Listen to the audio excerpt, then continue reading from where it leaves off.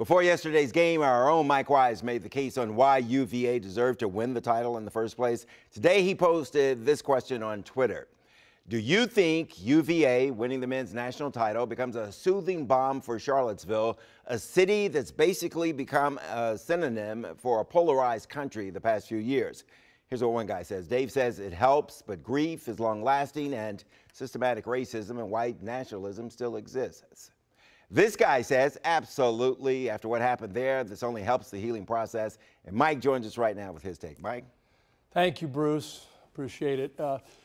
For one majestic night, and maybe beyond, Hooville got its groove back. Now, since white supremacy rally claimed 3 lives there in August of 2017, Charlottesville has become ground zero for a nation's polarization. But after Virginia's men's basketball team improbably hoisted its national title trophy Monday night, suddenly a town feels good about itself again. Can it last?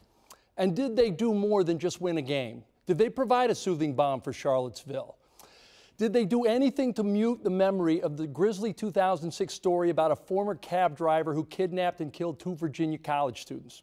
From the murder of a women's lacrosse player by her lacrosse-playing boyfriend in 2010 to the 2014 debunked gang rape story in Rolling Stone, UVA and Charlottesville have been part of the country's most disturbing headlines. And today there's joy and delirium. I don't think a college team winning a title can change what's happened in Charlottesville the past decade. I do think, though, that it can be part of a region and a town's redemption.